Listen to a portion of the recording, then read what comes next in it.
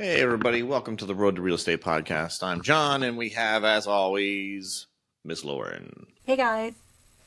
Today, we're going to talk about protecting our clients. But before we get into our topics, like, subscribe, follow, hit the notification bell. And as Lauren goes... Have you signed up for our raffle?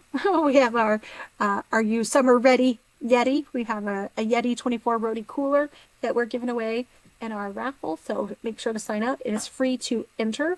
And we are drawing the raffle. We're actually delaying it for a week. We are drawing the raffle on June the 9th now. So sign up before it's gone. Yay! P.S. There's a link for it in the description. Welcome to the Road to Real Estate podcast, where John and Lauren help you grow your real estate business. Enjoy the show. Okay, people, today's topic is protecting our clients. And, that starts right at the very beginning. So I guess we're going to go right into the due diligence of it, about vetting properties. And how would you start that? Yeah, I mean, your due diligence really starts from the second you pull up the property online. What's your first impression? What do you see? What do you read? Did you did you pull the disclosures ahead of time? Did you look online? Did you look up when did they buy? When did they sell? We are in Georgia, and as you've heard me say before, we are a buyer beware state, and you have to be super careful because it is not necessarily the seller's job to tell you something. It is the buyer's job to find out all the information. So that really starts at the beginning before you even step foot on the property. Yeah, I agree. I generally, if it's available, get the seller's disclosure before we even get to the property and we've talked about this in half of the podcast already, how I like to have knowledge before I get to the property so I know what's going on to avoid any situations. And also, if we pull that seller's disclosure and we give it a read before we get to the property, there might be enough red flags in there to inform our client, like, hey, I know you really want to see this property, but I just want to point out some red flags before we even get to the property. And it might take that property right off the list and save both of you time. Yeah. Might go, oh, okay, this doesn't look good on paper. There's no reason to go in person. Especially if you have a client that is specifically adverse to something, right? Mm-hmm. I don't know what you guys have where you live, but we have that synthetic soft coat stucco. Some people are absolutely no way. We still have homes built with polybutylene, not built, but homes that were built originally with polybutylene pipes. We have things like septic tanks and sewer connections. Some people just don't want a septic tank. And that's okay, but you need to know that ahead of time. If you need to eliminate a property before you get there, don't waste your time and the clients. Double check it, see what you have.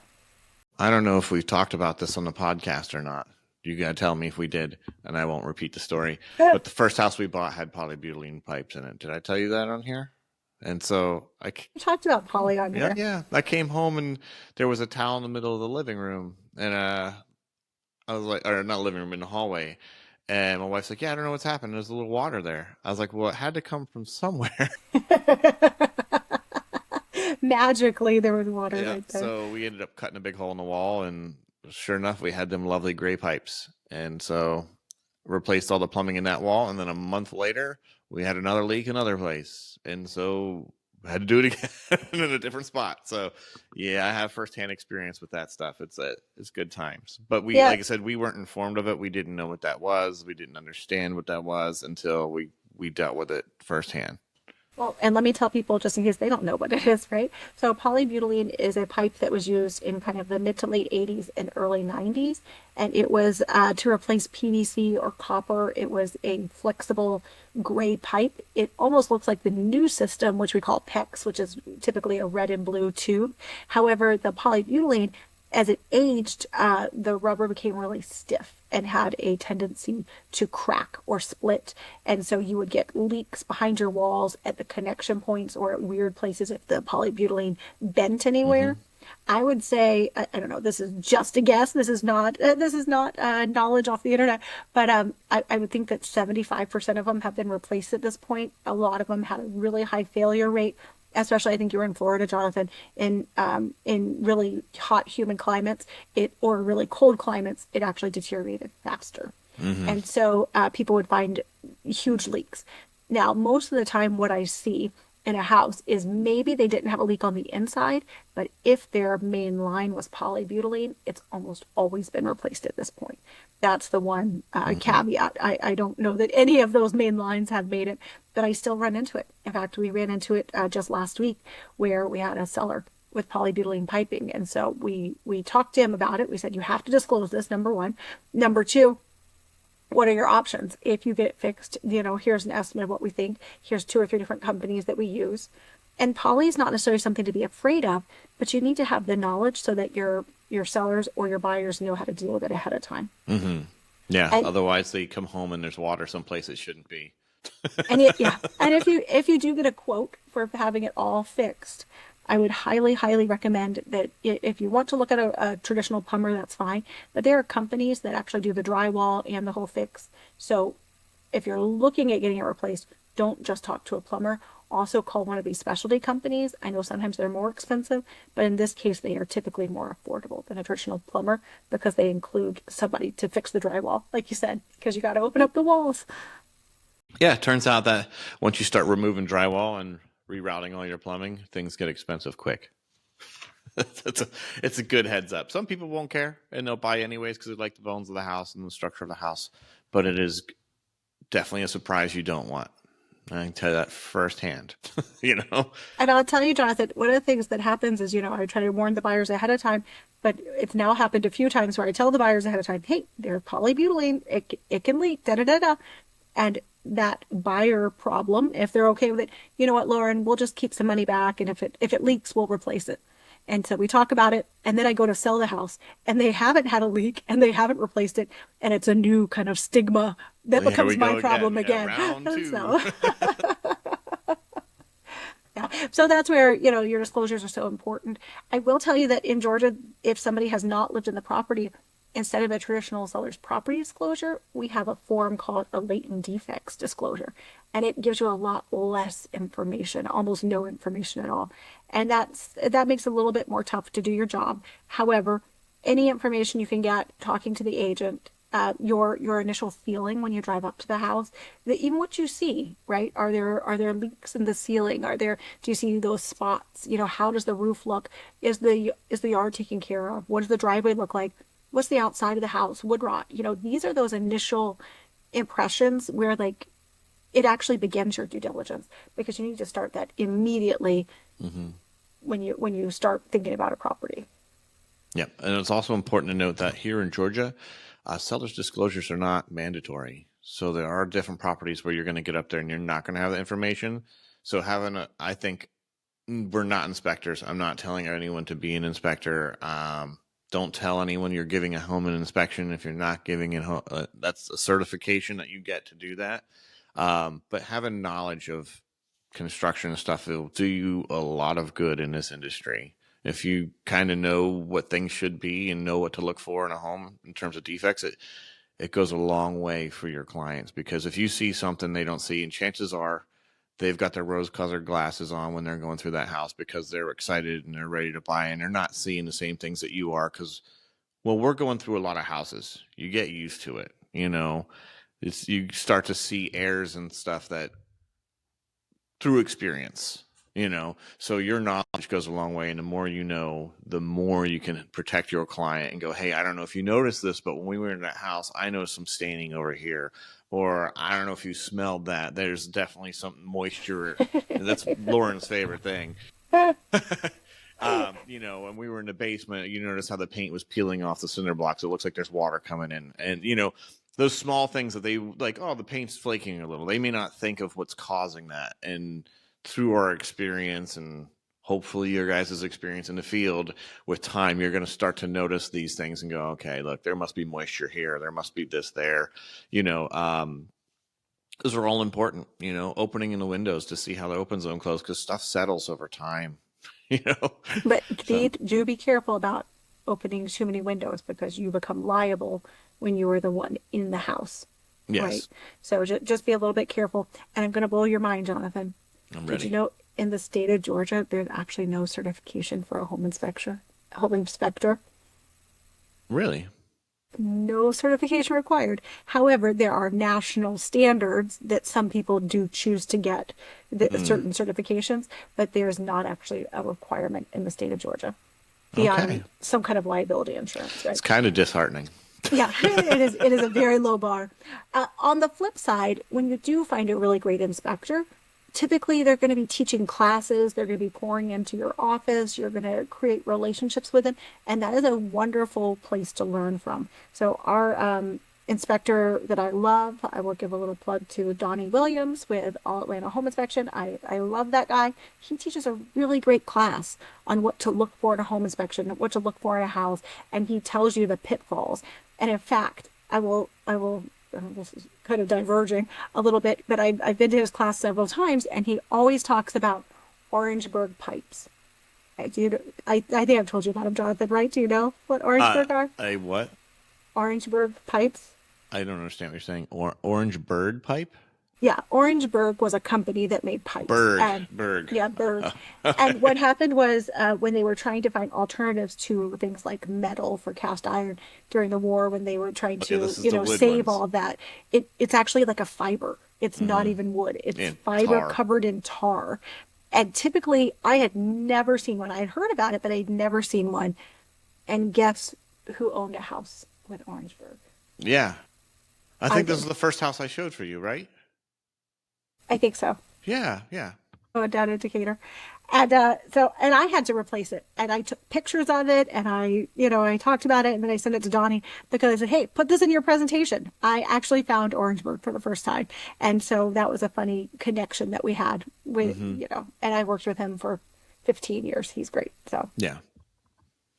Yeah, I just didn't understand a word you were saying. So beyond the physical presence of the house and going to the seller's disclosure, um, usually we run into a way we can help our clients. Now, depending if you're representing the buyer or seller, um, we got to do some financial safeguards, double check that they're not going through, make sure they're properly pre-approved and they're not falling foul to predatory lending. We've all heard about predatory lending. It's not just in the housing market. It goes with college loans and everything. Make sure you got a proper loan company and good rates. And what's the best way to safeguard that as an I agent? have preferred vendors, right? Mm-hmm. Jonathan, our friend Jason Mm-hmm. at Perpetual, and when you know who's doing the loan on the other side, you know how they work, you know how they do. You know, most of the time when I see predatory acts, it's based around someone not being able to afford something, and then they offer solutions that they have to pay for, right? Like, Mm-hmm. hey, your credit's pretty low. If you pay me $1,500, I can do credit repair for you. Like, I see that Yeah. kind of predatory thing, and so I typically see like people that are trying to solve a problem for someone else, and that becomes the problem, I guess. And that's where it's unfortunately I see it a little bit more at the lower income level Yeah. Well, because people don't have as they're not as savvy, they're not as knowledgeable, they don't have as much information, and they're maybe a little more desperate yeah, a to little bit jump in. more. That's the thing is, the more you need it, the more help you need, the more likely it's about to happen or likely to happen. Um, Obviously, if you have money, you don't need money. That's pretty much the easiest way to play it. It's like all the stuff that affects people adversely usually happens at the lower end of the income spectrum. So it's good to keep your eye out for all those things and be like, hey, this doesn't seem correct or anything. But it's also important to protect ourselves that we are not financial advisors. We can offer suggestions stuff. We can suggest that they go see somebody to talk about their finances, like an accountant or something, because although it costs money, it could save them thousands. But we can't do it ourselves. Right. We cannot tell them take from your 401k or you need to pay more taxes, pay less taxes, pay this off. Don't that is the lender's job. Let them do that. Hmm. The other thing that I do sort of get involved with, I mean I don't give the information, but I definitely tell my buyers to ask questions, is around down payment assistance. Hmm. There's a lot of unknowns, there's a lot of miscommunication, there's a lot of unhappiness around down payment assistance and what that looks like. And I think that those are the kind of things, if I ever see somebody with a down payment assistance, I'm going to ask the buyer or a lot of questions, and then I'm going to ask the lender the same questions as well. Because one of the things that we saw specifically, and this is kind of protecting your sellers too, one of the things we saw specifically, if you refinanced during the Great Recession, right? And let's say like 2010 to 2015, and depending on what kind of loan you had, your refinance or your payment reduction, some people were upside down in their house, and in order to not foreclose on their house, they actually had a type of refinancing which lowered their payment, and it looks like you are lowering the principal of the loan. However, they took it and they added it as a second on the back end of your loan that you don't pay interest on. And so I do run into sometimes sellers that did that, don't know they have a second on the back end of their loan. And when they go to closing, they're suddenly surprised, like, hey, I'm making $25,000 less than I planned on. And that problem very quickly becomes your problem, especially if they're a buyer again. And so, sometimes it's not necessarily that it was a predatory practice, although I feel like it was definitely a gray area. I have had many people that were not explained that was what was happening when they refinanced or had the loan reduction. And it was a very frustrating. We don't see it as much now because a lot of that has flushed out. However, it's something to be aware of. Like, it's one of those questions that you need to know. Actually, I got a story for this one. When my brother and I were chefs that traveled many moons ago, and we first moved to Florida, and the executive chef's wife kept asking why we didn't buy a big fancy house, and we didn't have a lot of money. And we were like, well, we can't afford that. She's like, well, there's 5 of you guys. You're all young chefs. He's like, you could build a party house and get it on a balloon payment loan or whatever the loan was back in the day, where you just pay such a small amount that you're not paying off any of the principal at all. And she's like, and before that rate hikes, you sell the house. It's no big deal. You can live like kings for a year or two before you have to pay for it. And by then you're gone. And I know a lot of people were doing that same thing, especially in South Florida at the time. And I mean, I don't know if you guys are aware of the situation when the recession happened. Florida was extremely bad because there were people buying and renting multiple homes at that time, renting them all out, not realizing that rate was going to jump in a year or two. And then out of nowhere, they went from, I have 5 houses, I'm renting 4 of them, to I can't afford any houses, Well, as people stopped paying rent as well, or those sat vacant, everything changed. Yeah, we saw that all over the country. I mean, at California, they had a 100-year mortgage, and the idea was that the real estate market was growing so fast, you could have a 100-year mortgage because you would never pay it off, obviously, because you would sell or you would refinance, or the market would go up so much you'd suddenly have 20-30% equity and you could afford like a lower loan. And so different parts of the country definitely had different things that were fixed to them. Florida and California are probably the worst. Yeah. Yeah, they could get anyone into any home before 2010, basically. Yeah, I think the Dodd-Frank Act changed a lot of things in lending. Some things for the better, some things for the worse, but either way it changed. And so that helped put some financial safeguards in. The other thing is, making sure that you have those contingencies in there, right? In the state of Georgia, we do have a financial contingency. There's one that's a no financial contingency. There's one that's a FHA, a VA, a conventional, all kinds of different contingencies that are pre-written, and that you can either become a realtor and get access to those documents, or you can pay for access to those documents, depending on what your broker does or expects.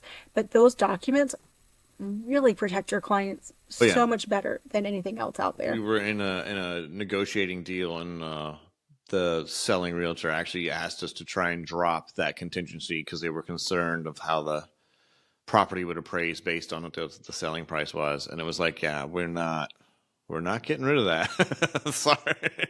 Yeah. Well, and we did see a lot of it during COVID. People were dropping their finance contingencies because they knew that the house wasn't going to appraise. And that's fine as long as it's your buyer's choice. Yeah, right? no. But if your seller or your buyer can't afford it, then it is not a good idea, and you should never recommend it if it's going to leave them vulnerable and they're going to be in a bad position. They, Yeah, if they if they they choose could, that, they need to know all the details of why. of course, yeah. If they know they're going to pay above that price anyways and everything else, and that's the thing, and it's something they're willing to do, it's totally okay. But the last thing you want is someone to go, "We're at a house on $400,000 that are appraised for two, and you have no contingency," and now they're double the price of the home. They will not be happy with you because they're going to lose money either way, whether they continue to purchase the home or if they back out of that deal, they're going to lose their earnest money. And Right, obviously, unless they have the finance contingency protected. let's say, I'm saying Yeah. if they drop it and then something like that happens, it's rough. So, so after financial, we've we've done the financial. We know they've got a good loan. They've done it. We've done our due diligence, and we're happy with that. Now I guess we're going to go under contract. So let's do our contract structuring. I think that's the next step. Yeah, so if you're about to write an offer, it's really important to talk to your buyer and let them know what to expect. Like, Mm-hmm. hey, I call them hurdles. We have a few different hurdles we're going to put into the contract. The first one is due diligence. In the state of Georgia, we are the buyer beware state. Due diligence, you can back out for any reason because we want you to investigate the property and make sure that you are ready to move forward with it. And during that time, that is when you do your inspection. That's when you negotiate your repairs. If you have any questions, it's the time to ask. It's also the time where you have more leniency about being in the house, and you can go in the house. You can check things. You can measure things. This is longer than a showing. An inspection is typically 2 to 3 hours, and it allows you to bring the inspector in, bring in the professional who's going to climb on the roof and do all this stuff. But this is where you can measure for furniture. This is when you can look around and just, you're seeing the house as a more neutral place. A lot of times you're seeing it, like you said, through rose-colored glasses the Mm-hmm. first time you're in there. Yeah, the And this is second a time more stuff will normal stick look. out a little bit better. And on top of that, while you're in there, any questions, any concerns, anything that you can raise with your inspector. And so there will be times when your inspector goes, "Hey, listen, I recommend you get someone to do the roof," or I recommend, especially here in Georgia, they recommend a septic system inspection, which is not included in your regular inspection. And I highly recommend it. Our first house we bought, after we were there for a few months, we noticed a wet spot in the yard, and we ended up having to do a whole new drainage lot and everything else on that property.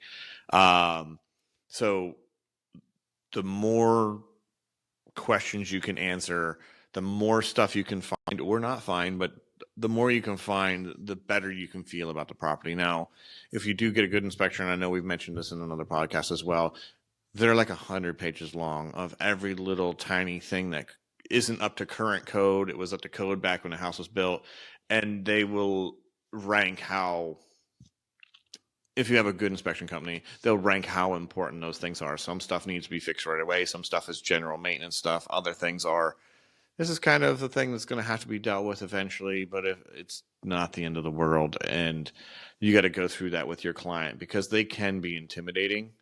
When someone has like, look at all the stuff. I remember the first time I got mine, I was like, oh my god, there's so much stuff wrong with this house. We didn't see any of it, and most of it was just little tiny stuff, unimportant. You got to help them wade through all that stuff. I mean, don't get me wrong. There are times they're going to find, a lot of times they're going to find stuff that is glaringly wrong or out of date that really needs to be taken care of because it then becomes a safety or a structural concern. You know. Yeah, I think that the inspection is really great information, but you have to remember that the inspector's job is to find something wrong. So they will Mm-hmm. find something wrong. We were just having a conversation about new construction and inspections. Inspectors still find things wrong in brand Mm-hmm. new construction. However, the inspector only has the information that they have. And so I have had situations where it's a new construction sale, and my inspector has come in and said, "Oh, they haven't caulked around these windows." Well, I go back and I talk to the seller, or in this case, it was a builder, and I said, "Hey, why are the windows not caulked?" And he said, "Oh, this is a new type of window. It's a self-weeping window, and the water's meant to come in here, and then it comes out there. It's sealed on the inside, so we don't have to caulk it on the outside. And in fact, if you did caulk it, it would not work correctly." And Mm-hmm. so it was something where, the inspector did have the correct information, like, hey, windows should be caulked. However, the expert on the material was actually the seller, and he was able to give me more detail. Yeah. And so that's an important lesson, because even though your inspection is important and you do want to trust your inspector, it's not always the word of God. It's a snapshot. It's what they have seen in that moment at that time, Mm-hmm. and it could still change even while you're under contract. Yeah, of course. And I'll be honest, an inspection is not a stop sign. It is only a yield. Take a moment, pause, look Mm-hmm. around, and decide if this is for you, right? It is a yield sign. I have sold houses where during the inspection, this is really funny, Jonathan. I don't even think I've told you this. I'm standing in the kitchen and I hear water pouring. Mm. And I look over, and in the dining room, they were filling up the tub on the second floor. And in the dining room, water was pouring down the chandelier Oh onto the no. floor. And the master bathroom tub did not hold water at all. Didn't bother my buyer. We were good to go. We Nice. moved forward. And so that's what I say with an inspection. Whereas other people, you might find something as simply as a door doesn't close right and they're ready to walk away. And Yeah, of so course. so you have to realize that it is ultimately your buyer's decision, and that this inspection time is for providing information to them in order for them to make the Mm-hmm. best decision.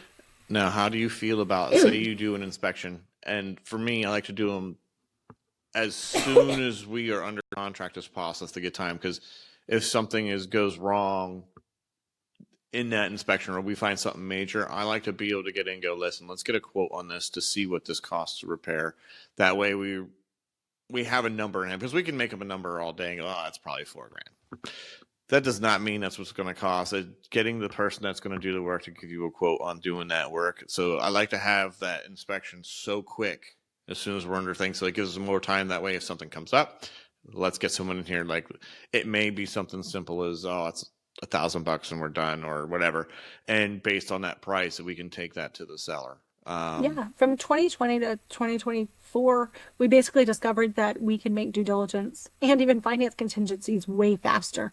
Mm-hmm. We had to push the envelope during that time period, and honestly, the industry has kept that as the standard. I typically do not see a due diligence longer than 7 days on a contract at this point, and if it is, there's a reason, right? Mm-hmm. And so what that has done is it has sped up our industry. Inspectors are out there within a day or two. Yeah, You so get all your mine have been report within within the 48 20 hours. Yeah, you get your report within 24 hours. So that information comes faster. Some inspection companies do work with these third-party companies that will give you quotes on things. Sometimes they're accurate, sometimes they're not. It just depends on who the third-party company is. However, if you have, and you should have a list or a collection of trusted vendors that you have used and vetted in the past. But like, hey, the inspection company says that maybe this is going to cost around this amount. Let's get my electrician out here. That way you have time to investigate. And I Mm-hmm. think this is a really important step, because this is not when you go and negotiate with the seller. You get the information, and maybe you ask the seller a question like, I don't know, what are we going to use as an example? An electrical Everyone. outlet. Oh, which one? What are you using? You know me. I was going to say roof. That's always roof for Oh, me. the roof. Okay. Well, so we'll I do mean, roof. I went through this like a month ago. So You we'll know. say, hey, hey, Mr. Listing Agent, some things came up on the roof inspection. How old is the roof? And is there a warranty left on it? And have the sellers had any trouble? Right? You're just going to get information. You're not saying the roof is terrible. You're not attacking them. We are just on a fact-finding mission. So, it got kind of flagged. There were a few places that didn't look so good. And so you just go to the seller and you ask them questions. The seller's disclosure is not all-encompassing. And Oh, this may also be a they may not situation. know. Yeah, this may be a situation where it jogs their memory. I hate to say it, but people forget. And sometimes it's very earnestly. They're not trying to be mean, or they're not trying to swindle, but they've just forgotten, like, oh my gosh, I did do a repair up there. The boot leaked and we had a guy go up there and he resealed it. Oh, did they change out the The shingles? flashing. Yeah. Yeah. No. Did your place went? No. Okay, great. Thank you. That's Yeah. information. So And then we can tell them how to fix it, right? we went through this like a month ago. The sellers had no idea there was anything wrong with the roof, and the was part of our inspection, because I use the same company as Lauren, and they when they come out to do it, they also have a roof inspection that comes out, and they also have a pest that comes out, and they do like a free thing. And the roof inspector calls from a roof. She's like, this house needs a new roof like right now. And so we told the seller's agent, and they had no idea. And so they went up, and I guess he explained with them what was wrong. And they immediately went in with an insurance claim and everything. They just had no idea because it wasn't leaking. If you live underneath it, it's not leaking. How do you know?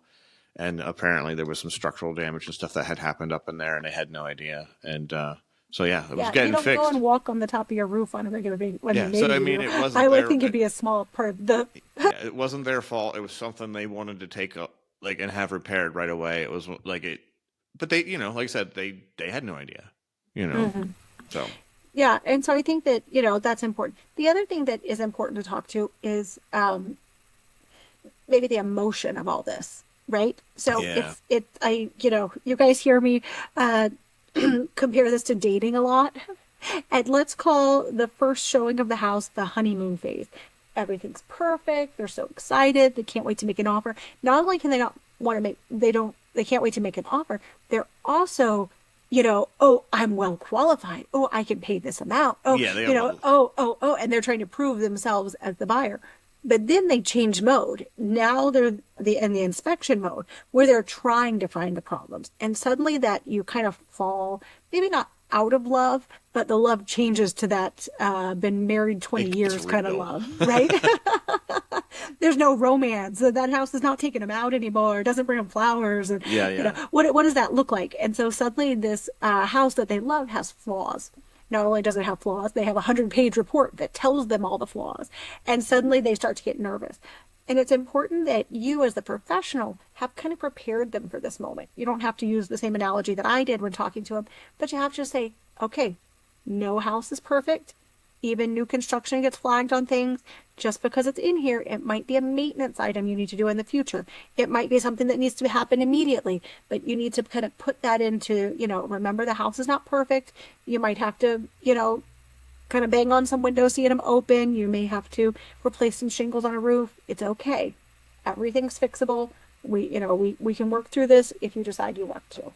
it's also important to note that it is financially things are starting to kick off for them too, because once they go under contract, the person that pre-approved them, if they go with them or they're going with a new lender, is starting to ask for pay stubs and W-2s. So when they're not at the house, they're stressed out because there's a bunch of other documents they're filling out, and that's what got us. So we got so stressed doing all that stuff that then this other stuff comes in, and it's got, oh man, this needs fixed or that needs repaired. I mean, it may be minor, but it's just another straw on the camel's back.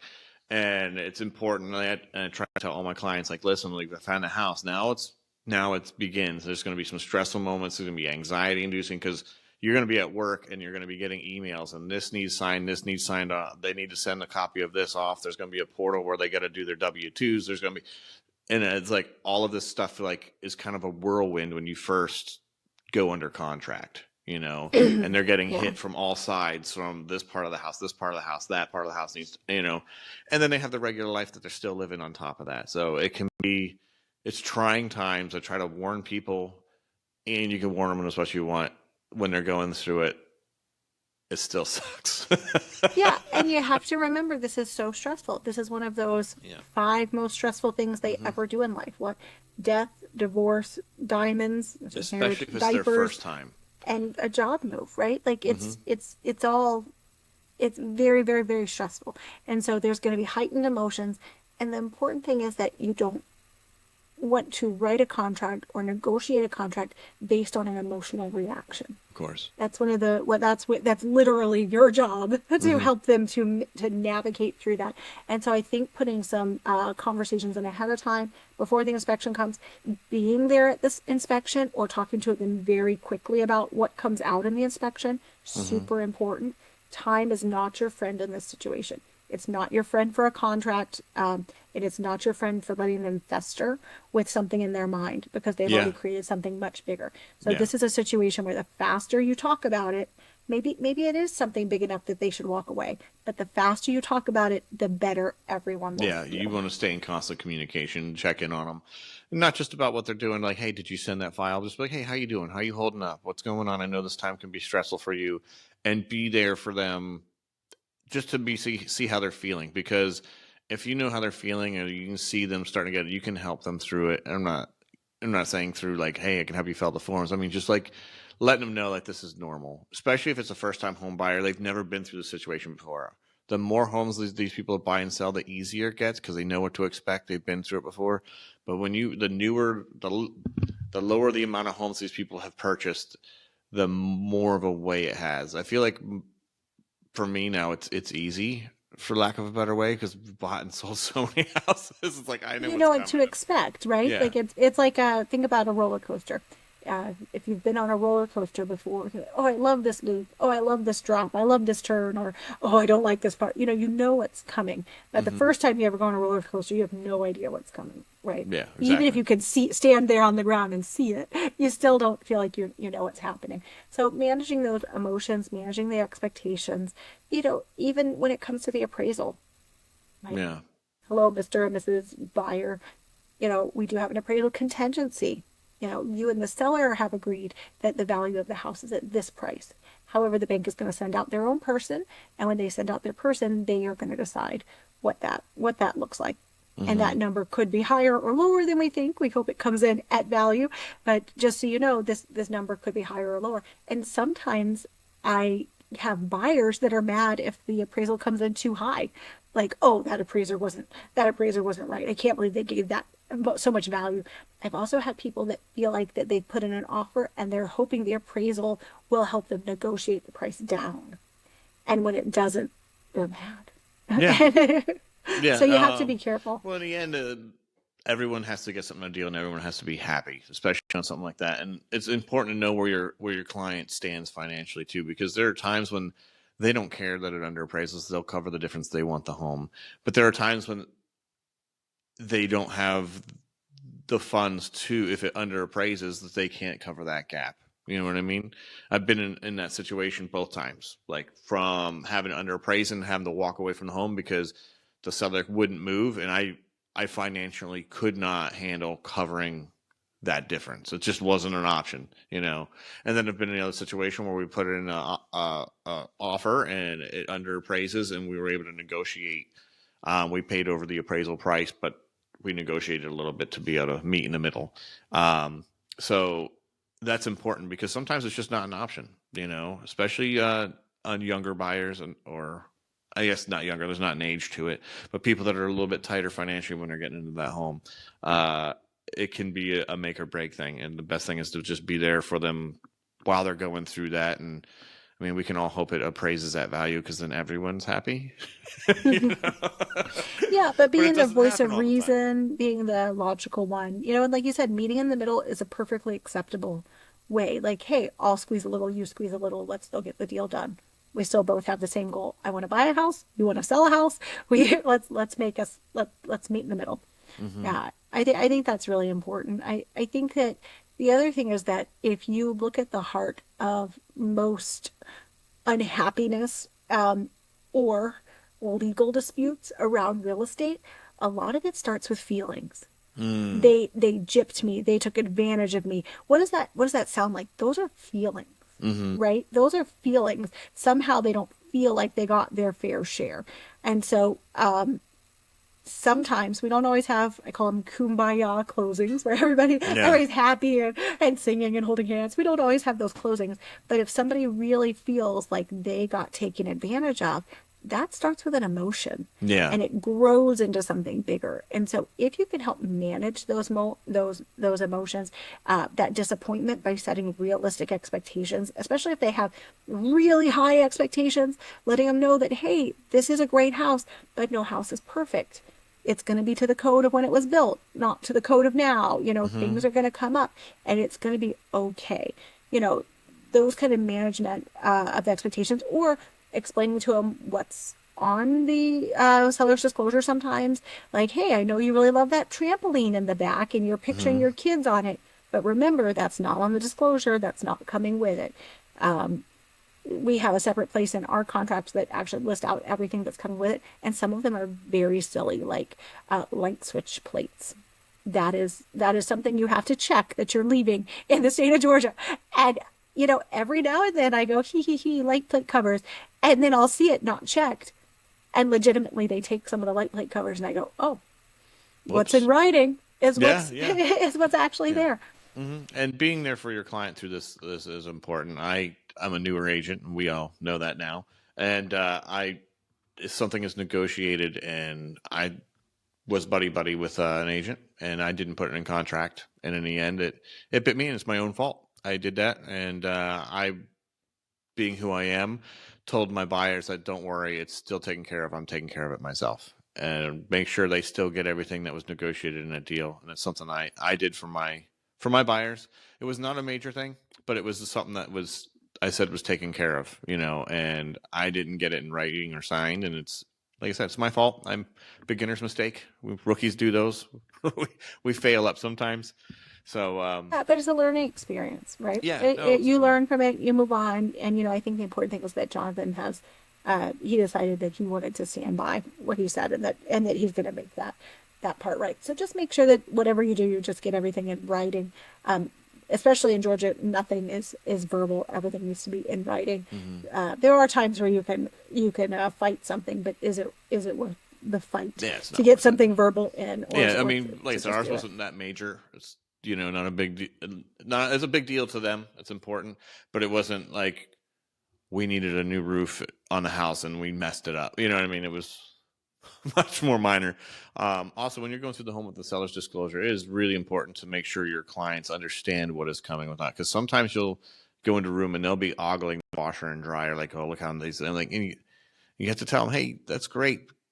You're not getting that. That's not going to be in the property when you get in here. And appliance is a big one. People get into the appliances because they are expensive, and let's be honest, it's good. Everyone likes a cool looking fridge, especially now that they've got TVs and all sorts of stuff in them.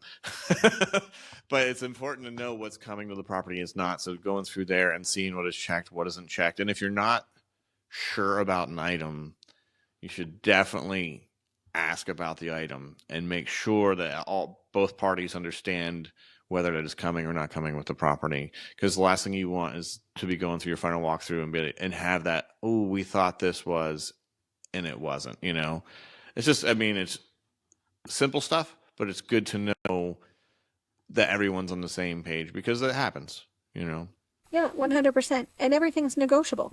Mm-hmm. If that refrigerator is a deal breaker, it then, it's important to maybe try and negotiate that in. You can always ask the seller for it. You can always put it in your offer, Actually, put it in writing.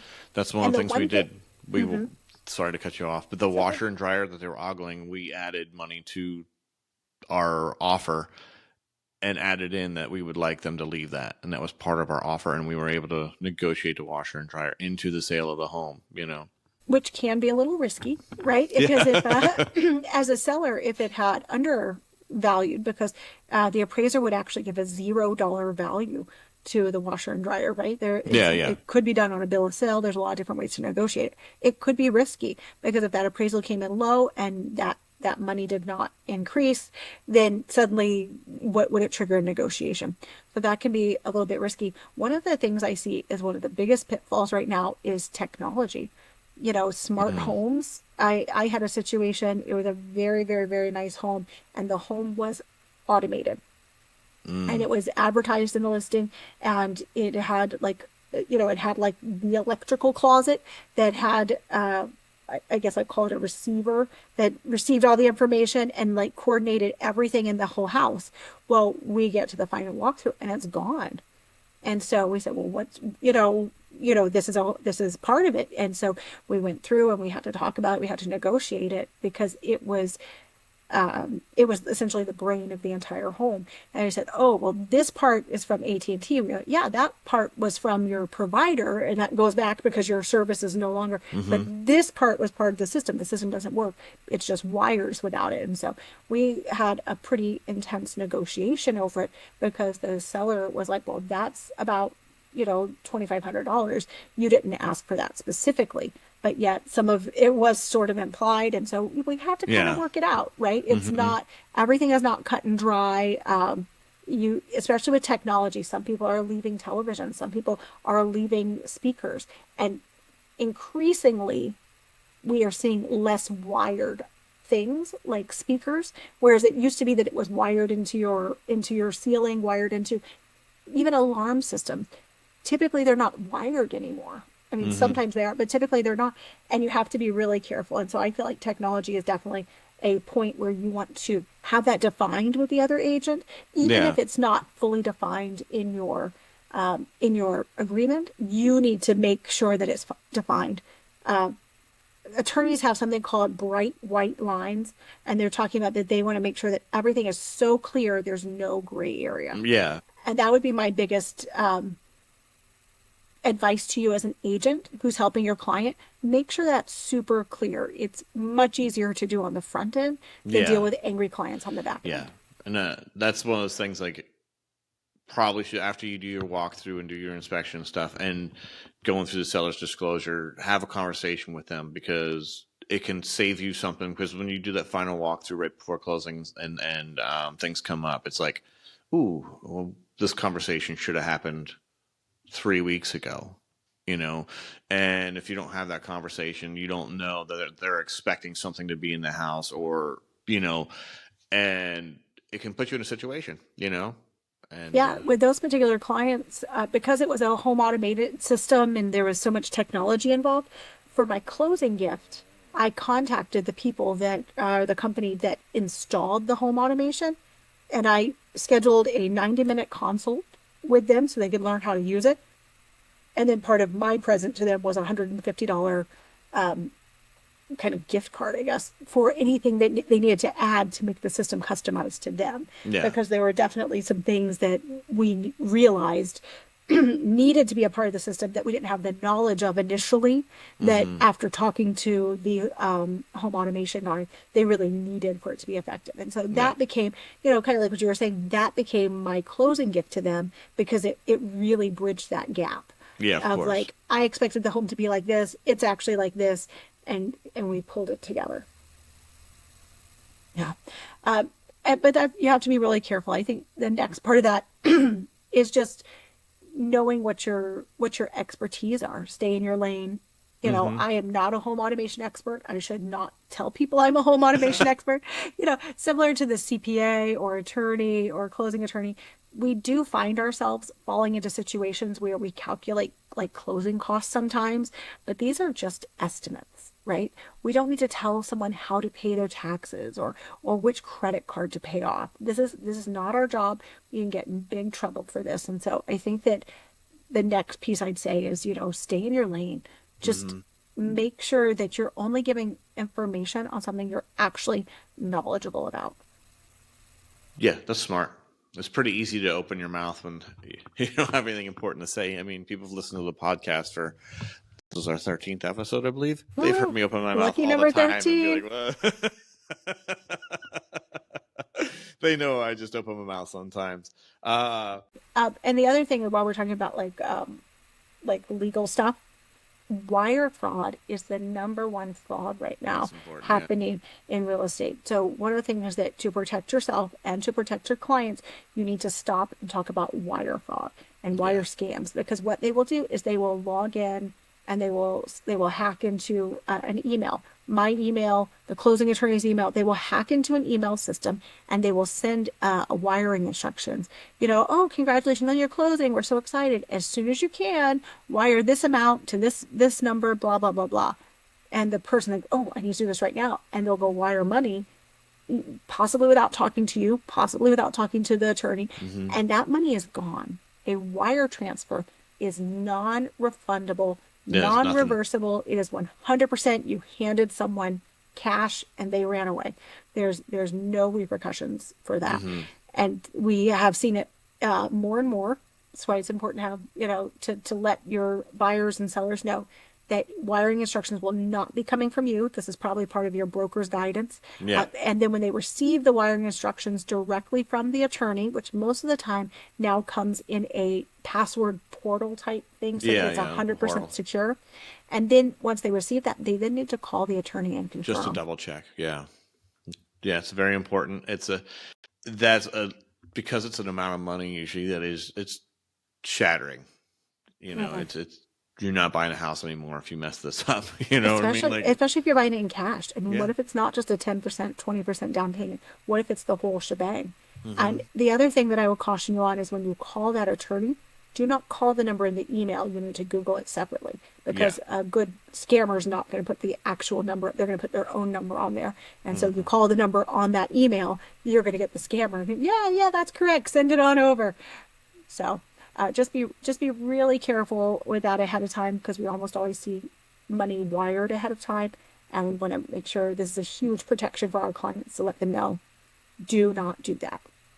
So that's kind of like a weekish before closing day. Let's start to just a couple of days before closing day.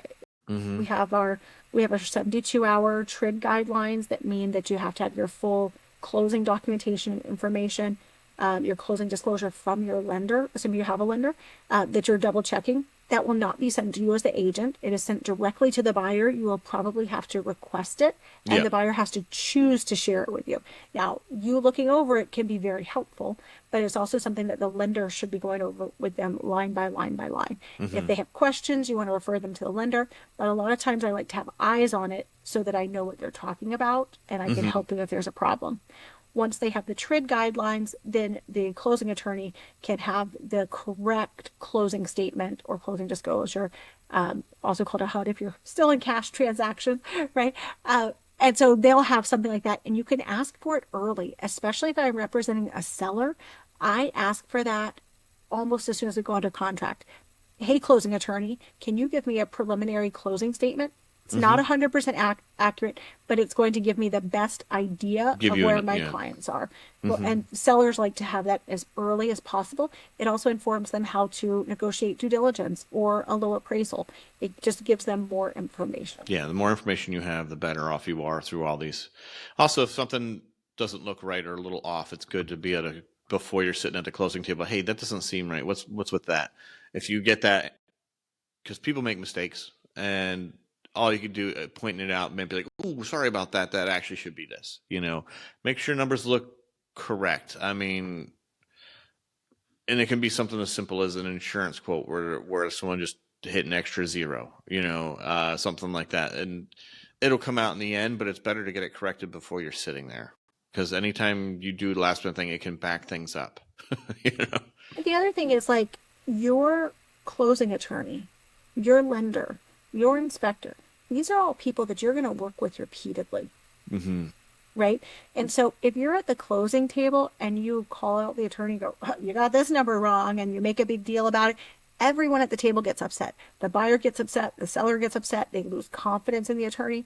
Whereas a couple of days ahead of time, you send the pre-closer a note and go, hey, this doesn't look right to me. Can you check this out? And you save a professional relationship. You look Hmm. more professional, they look more professional, and all of these are a reflection on you, Hmm. right? Yeah. And they can say, "Oh guys, we've updated it. We had a typo." Very simple, very easy. They still look professional. They caught their own mistake. You're Yeah. not embarrassing them in front of the client.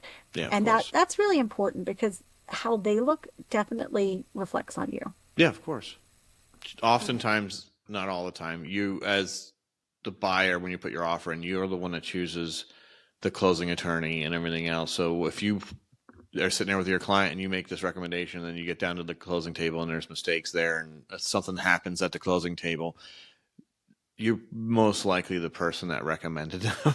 I mean, don't get me wrong. There are times when the seller has a preferred closing attorney as well. It can be on both sides, but in the end, you want all parties to look good and professional going to the table. It goes to the whole experience, right? I Hmm. mean, if they hated the closing attorney and that was terrible, that ultimately that still reflects on you. Even if it's Hmm. not, even if they loved you and they're solely happy with you, it still reflects on the overall experience. And so Hmm. it's important to do that. Okay, so we're a couple days before closing. Typically, when I write my inspection agreements, so we didn't really, I guess we didn't really talk about paperwork because everybody's paperwork's a little different. But the way we typically end due diligence in Georgia is we have our inspection, we figure out what the buyers want to negotiate, we get quotes to figure out, okay, how much would it cost to fix. We do not expect dollar for dollar unless it's a very specific repair normally. So that's important to prepare the clients for. That's great that you want to use the most expensive vendor and update the sink while you're changing out the plumbing. However, what Yeah. the seller is going to do is the seller is going to do the cheapest version of that. Yeah, of course. So let's expect 50 cents to 75 cents on the dollar. Maybe we'll ask dollar for dollar, but then let's keep our expectations and our ask at two different In levels. reality, yeah. So we have room to negotiate it. And when I negotiate that, I'm going to put that inspection agreement or that amendment to the contract. I'm going to have it, and I'm going to have it with the inspection so they can see what needs to happen. Right. And that's important. I don't necessarily give them the whole inspection, but I do like say, hey guys, I'm sorry we couldn't have discovered this when we were looking, or else we would have negotiated this into the original contract. But we did find that the roof is terrible. We've got to get X, Y, and Z fixed so that the house is at the value we expected.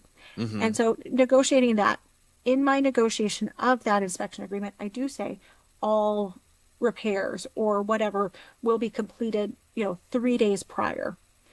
So this gives me a chance to potentially go without the clients 3 days ahead of time. You can take them also, but typically sometimes I like to go without the client, and I go inspect it. Like, hey, you said the door was going to be painted red. I got to the house and the door is still, completely stripped of paint. Or, you said you were going to fix the roof. There's no roof fix. There's no proof of it. So saying 3 days ahead of time with receipts. And I say, oh yeah, I did. And so I call up I look at the receipt. There's a vendor. I call up and say, hey, I have a receipt here that you fixed the roof. Oh yeah, I did X, Y, and Z, blah, blah, blah. Okay, great. Like you've had a conversation, you've vetted that, and then you present it to your buyers. Yes, of course. And so that's really important. The other thing is that you do want to go pretty close to closing because you'd like for them to be fully moved out. You'd like for them to have, finished all of the repairs. You would like for the house to have been clean. If you go like a week or two before closing, that house is going to be a disaster. Even if they don't live in it, they won't have done the broom cleaning yet. In Georgia, our houses are required to be broom cleaned, not professionally cleaned at move out. And so that's just like a common courtesy. There could be some cobwebs or something, but it's not, not just totally dirty, right? And so having that extra little time just helps you. But if you go way too early, the house isn't prepared and they're disappointed because it's not the way they have it in their mind. Yeah. So. Yeah, makes sense. The other thing is right before closing, you want to see the house either the morning of or the night before, because sometimes things happen. Just out of seller's control, sometimes things happen. I have this really funny story. I don't think I've told it on here yet, but I was selling people's house. They were moving back to France. They were already back in France. I had to check on the house on a regular basis. That was, nobody was there, and I was part of my duty as the listing agent. Day before closing, a tree, maybe only like this big around, maybe like 6 inches, not a huge tree, but we had a terrible storm, and this tree that was big enough, right, fell. Well, this is so funny, Jonathan. You're gonna laugh. It was too small for any tree contractor to come out. Oh. Right? Like the tree contractors are like, no, this is a small tree. And yet my sellers were completely out of the country. They were not available. This would have been something where, one of the sellers could have easily handled it. So day before closing, I show up to that house with my chainsaw and I cut down the tree. Now, I will tell you, for the record, that is in my wheelhouse. I am very familiar with power tools. I know how to use them. It's not my first tree, so this was something I had knowledge and experience in. So don't feel like you need to cut down trees if you do not know how to do it. You heard it here first. Lauren says every realtor needs to buy a chainsaw. Yeah, that is the moral of this podcast. Yeah, buy a chainsaw. Buy a chainsaw, everybody. Yeah. But that was, number one was client service. Number two, that was their closing gift. I got rid of the tree for them. And then number three, it made it so that when the buyers did do their final walkthrough, they didn't even know. right? We Yeah. handled the problem before it came up. And so as the listing agent, I'm going to go before the buyers go to double check so I know what they're seeing. I don't want to be surprised either. And then as the buyer's agent, you want to go, and I call it almost like an insurance walkthrough. You know, Mm-hmm. I mean, this was a tree in the yard, but like no tree came through the roof last night because a lot of times they're not sleeping at the house. They wouldn't have known. No Yeah. water leaks, no surprises. Because if there's a surprise, that is an automatic stop sign until Mm-hmm. you get it fixed. Yeah, of course. That makes sense. In our contracts, it says that the seller will deliver the house in the same condition as the day it went under contract with the addition of the repairs or whatever we negotiated it. Right. Yeah. And so if something significantly has changed in the condition of the house, then that is on the seller to fix. I actually even had a situation where there was not a new thing. It was a if you've ever sold a townhouse, I'm assuming this is similar to other people's townhouses in other states, but in Georgia, it's very common that outside of our townhouses, in the backyard, there's a utility room, and in that utility room, it's you open up the door and it's kind of separate. It's not HVAC. It's not it's not really a part of the house, but it's attached to the house. And in that room, there's typically a water heater and some shelves for things like paint and just a little bit of storage. This room was actually covered in mold, 100% covered in mold. It's not uncommon for that to happen. There's no HVAC. If there's ever been a water leak, like a lot of times it's not the best room in the house. However, our buyers did not negotiate it. Mm. It was obvious that it was moldy. They did not negotiate it. We come to a couple days before closing. They said this is not the condition that it was. Mm. I'm kind of grumpy because once again, I don't know if I just work with a lot of international clients, but my clients are living in Portugal at this point. They are no longer like here. They can't, they can't do it. I said, Lord, this has been the same ever since then. What are you talking about? So sellers are saying, we have not misled you. This is the same as when you saw it. Buyers are saying, we never saw this. It never looked like this. Mm. I actually went to my broker over this and I said, hey, where does this fall? Like, what are we doing? I mean, is this a $2,000 repair? Is this, what does this look like? And so for that particular client, when I was talking to my broker, because I wanted some legal guidance, the answer was, we need to get it cleaned up. Yeah. And it's not that it was, it's not, you could negotiate in a gray area. You could do whatever you want.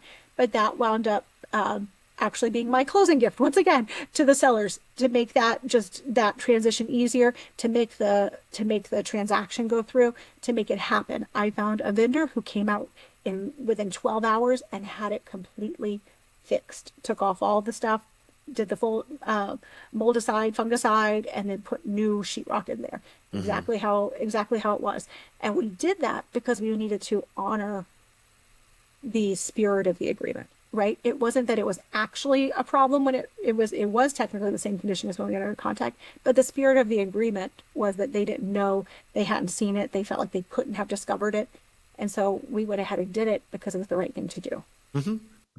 And No, it that got makes us to the sense. closing table. So I think sometimes as the listing agent, you might have to do some things that might not be 100% in the contract to the letter of the law, but the spirit of the agreement still holds it. And that's where I think the ethical kind of gray area Yeah. comes in, and that you Going really above need and to do a beyond and little being more. honest and doing what's right is it'll pay off in the long run. Yeah, we don't want to have that used car salesman.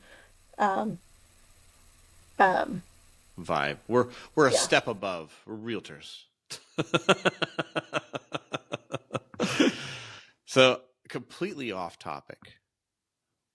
I think we're all done with this, right? Is there something? Oh, we're Yeah. good. Yeah. What are Yeah. you I mean, reading right now? what am I reading right now? Yeah. Oh shoot, I didn't bring it over here. But I'm actually reading a book called Super Coach. I don't know if you guys know this, but I coach real estate agents and small business owners, and it's called Super Coach. How to help your clients more. Oh, nice. Yeah. What are I you reading right oh, now? mine's so educational. It's called Dungeon Crawler Carl.